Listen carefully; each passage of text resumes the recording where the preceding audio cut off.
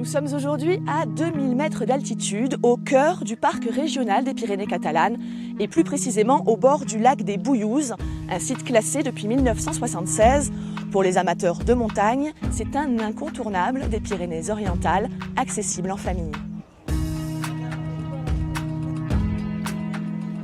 Quand on arrive sur le site des Bouillouzes, il n'est pas nécessaire d'aller bien loin pour en prendre plein les yeux. Et le comité d'accueil fait toujours son petit effet. Un grand bol de nature à portée de main. Il est paisible, il aime bien les câlins. C'est un magnifique paysage, c'est tellement joli. Et là, en plus avec les chevaux qui sont arrivés derrière de nulle part, c'est un instant magique, je crois. Un doudou. Si le lac et ses abords sont le terrain de jeu idéal pour des balades en famille, c'est aussi le point de départ de nombreuses randonnées. La star ici, c'est l'ascension du Carlite, le plus haut sommet des Pyrénées-Orientales. Il faut compter 3h30 pour l'atteindre.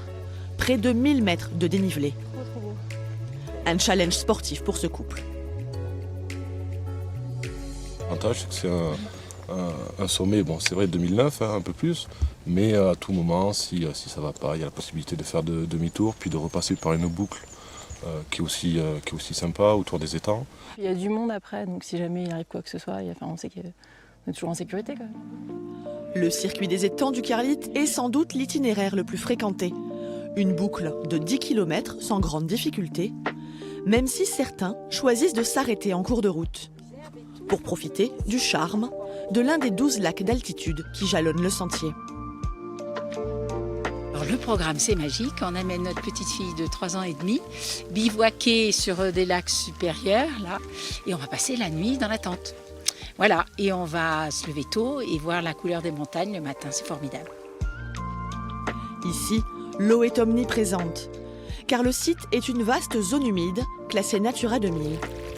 Une randonnée en compagnie d'un guide, voilà le meilleur moyen de découvrir cet écosystème exceptionnel. Les tourbières, c'est très important parce que ça a un rôle physique, chimique et biologique.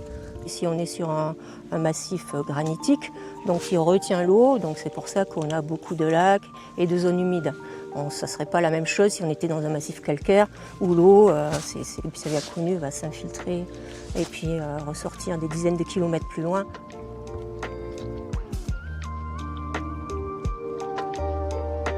Le site des Bouillouzes est un site classé depuis 1976. Nous en parlons avec Antoine Francès, le responsable du site.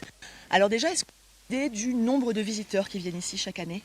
Oui, on a une idée assez précise du nombre de personnes qui viennent sur place, puisque grâce au système des navettes, du télésiège et de l'accès routier, ça nous permet d'estimer la fréquentation annuelle qui est à peu près de 120 000 usagers qui fréquentent le site sur la période estivale. C'est un écosystème fragile qu'il faut protéger. La surfréquentation peut être un problème ?